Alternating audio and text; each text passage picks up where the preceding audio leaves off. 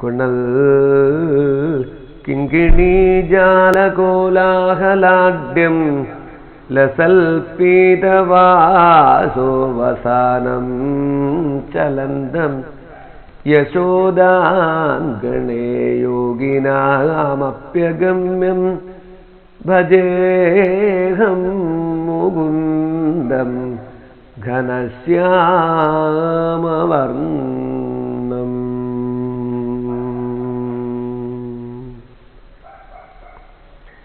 എല്ലാവർക്കും ജ്യോതിർഗംഗയുടെ ജ്യോതിഷ പഠന പദ്ധതിയിലേക്ക് ഒരിക്കൽ കൂടി ഹൃദയം നിറഞ്ഞ സ്വാഗതം ആശംസിക്കുന്നു. കഴിഞ്ഞ ദിവസത്തെ ക്ലാസ്സുകളിൽ സൂര്യൻ മുതൽ വ്യാഴം വരെയുള്ള ഗ്രഹങ്ങളുടെ പൂർണ്ണമായ ഭാവഫലം പറയപ്പെട്ടു. അതിനുശേഷം ശുക്രന്റെ ഭാവഫലം പറയുന്ന പ്രകരണത്തിലാണ് എത്തി നിൽക്കുന്നത്. അതിൽ തന്നെ 10ാം ഭാവം വരെ ശുക്രൻ നിന്നാൽ അനുഭവിക്കുന്ന ഫലവിഷയത്തെക്കുറിച്ച് പ്രതിപാദിച്ചു കഴിഞ്ഞു. ഇനി പറയേണ്ടത് 11ാമത്തെ രാശിയിൽ ശുക്രൻ നിന്നാൽ അനുഭവിക്കേണ്ടുന്ന ഫലവിഷയത്തെക്കുറിച്ചാണ്. ആ വിഷയത്തെ നമുക്കൊന്ന് പരിശോധിക്കാം. ഭൃഗുർലാഭഗോ ലാഭദോ യസ്യ ലഗ്നാൽ സ്വരൂപം മഹീവം ജകുര്യാച്ച സമ്യക് ലസൽ കീർത്തി സത്യാനുരാഗം ഗുണാഢ്യം മഹായോഗമൈശ്വര്യയുക്രം സുശീലം. ഒന്നുകൂടി പറയാം. ഭൃഗുർലാഭഗോ ലാഭദോ യസ്യ ലഗ്നാൽ സ്വരൂപം മഹീപം ജകുര്യാച്ച സമ്യക് ലസൽ കീർത്തി സത്യാനുരാഗം ഗുണാഢ്യം മഹായോഗമൈശ്വര്യയുക്രം സുശീലം. ഭൃഗുർ ലാഭഗോ ലാഭദോ യസ്യ ലഗ്നാത് സ്വരൂപം മഹീപം ച കുര്യാച്ച സമ്യക് ലസൽ കീർത്തി സത്യാനുരാഗം ഗുണാഢ്യം മഹായോഗം ഐശ്വര്യയുക്തം സുശീലം. ഇങ്ങനെയാണ് 11ാം ഭാവത്തിൽ ശുക്രൻ നിന്നാലുള്ളതായ ഫലവിഷയം. ഭൃഗുർലാഭകോ ലാഭകം ലാഭത്തെ ഗമിച്ചവൻ. ലാഭം എന്ന് പറഞ്ഞാൽ 11ാമത്തെ രാശി. നഷ്ടം 12ാം ഭാവവും ലാഭം 11ാം ഭാവവുമാണ്. സർവാഭീഷ്ടാഗമോ ജ്യേഷ്ഠഭ്രാത ജാതാ നിജാത്മജ വാമകർണോ അർത്ഥ ലാഭശ്ച എന്ന് പ്രത്യേകം പറയപ്പെട്ടതുകൊണ്ട് ലാഭം എന്ന് പറഞ്ഞാൽ 11ാം ഭാവമാണ്. ആ 11ാം ഭാവത്തിൽ ഭൃഗു നിന്നാൽ ശുക്രൻ നിന്നാൽ എന്നാണ് മനസ്സിലാക്കേണ്ടത്. ലാഭതോ യസ്യ ധാരാളം ലാഭത്തെ അനുഭവിക്കാനുള്ളതായ യോഗമുണ്ടാകുന്ന അർത്ഥം. 11ാമത്തെ രാശിയിൽ ശുക്രൻ നിന്നാൽ പല വിഷയങ്ങളെ കൊണ്ട് ലാഭമുണ്ടാക്കാൻ കഴിയുന്ന വ്യക്തിയായിരിക്കും. എല്ലാം ഗുണങ്ങളും വന്നു ചേരാൻ സാധ്യതയുള്ളതായ വ്യക്തിയാണ് എന്ന് മനസ്സിലാക്കാം.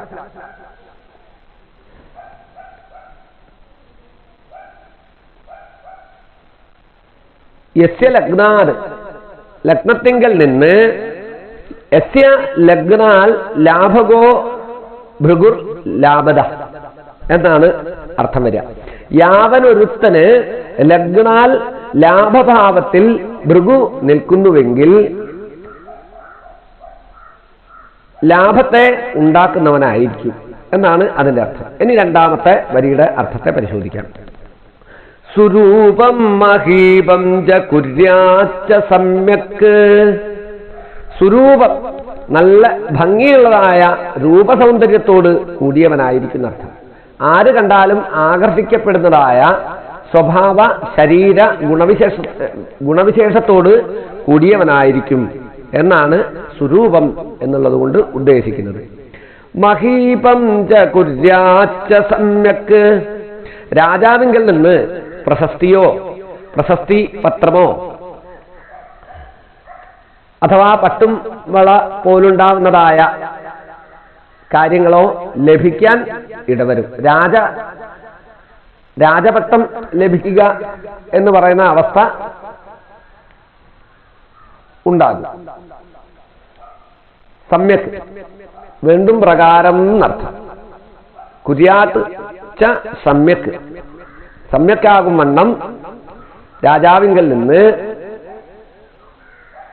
പ്രശസ്തി തുടങ്ങിയവ വന്നു ഭവിക്കുമെന്ന് അതിന്റെ അർത്ഥം. മൂന്നാമത്തെ വരിയിലേക്ക് കടന്നാൽ ലസൽ കീർത്തി സത്യാനുരാഗം ഗുണാഢ്യം. ലസൽ കീർത്തി സത്യാനുരാഗം ഗുണാഢ്യം എന്നാണ് മൂന്നാമത്തെ വരി. അതിന്റെ അർത്ഥം പരിശോധിക്കുമ്പോൾ ലസൽ കീർത്തി നല്ല സൽകീർത്തിയോടുകൂടിയവനായിരിക്കും 11ാം ഭാവത്തിൽ ശുക്രൻ നിൽക്കുന്നവൻ എന്ന് പറയപ്പെട്ടു. അതേപോലെ തന്നെ സത്യാനുരാഗം ഗുണാഢ്യം, സത്യത്തിനോട് അനുരാഗമുള്ള വ്യക്തിയായിരിക്കും അർത്ഥം. വളരെ സത്യസന്ധമായി പ്രവർത്തിച്ച് അതിൽ സന്തോഷിക്കുന്നതായ വ്യക്തിയായിരിക്കും. സത്യാനുരാഗത്തോടൊപ്പം ഗുണാഢ്യത്വം ഉണ്ടാവും. ഗുണങ്ങളിൽ ശ്രേഷ്ഠനുമായിരിക്കുന്ന അർത്ഥം. അപ്പൊ സത്യം മാത്രമല്ല, ദയ, ധർമ്മം, കാരുണ്യം, ദാനശീലം തുടങ്ങിയ എല്ലാ ഗുണങ്ങളോടും കൂടിയവനായിരിക്കും എന്നാണ് മൂന്നാമത്തെ വരിയിൽ പറയപ്പെട്ടിട്ടുള്ളത്.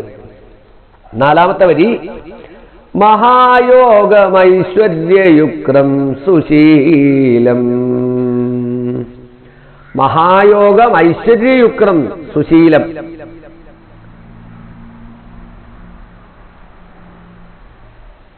എല്ലാവിധത്തിലുള്ളതായ ഐശ്വര്യത്തോടും കൂടിയവനായിരിക്കുകയും മഹായോഗ്യനായും ആളുകൾക്കെല്ലാം വളരെ ബഹുമാനമുള്ളവനായും ഐശ്വര്യത്തോടു കൂടിയവനായും സുശീലത്തോടു കൂടിയവനായും, സൗശീല്യം എന്ന് പറയില്ലേ, നല്ല ശീലത്തോടു കൂടിയവനായും ഭവിക്കും. 10ാം ഭാവത്തിൽ ശുക്രൻ നിന്നാൽ പല തരത്തിലുള്ളതായ ലാഭത്തെ അനുഭവിക്കുന്നവനായും സുന്ദരമായ രൂപ സൗന്ദര്യത്തോടു കൂടിയവനായും രാജാവിങ്കിൽ നിന്ന് ലഭിക്കപ്പെട്ടതായ പ്രശസ്തിയോടുകൂടിയവനായും സൽകീർത്തിയോടും സത്യത്തിനോട് അനുരാഗവും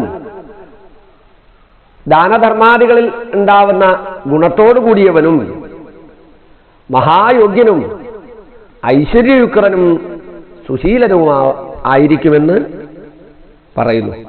നമുക്ക് ഒന്നുകൂടി അത് ചൊല്ലി അതിന്റെ സംക്ഷിപ്തമായ അർത്ഥത്തെ പറയാം.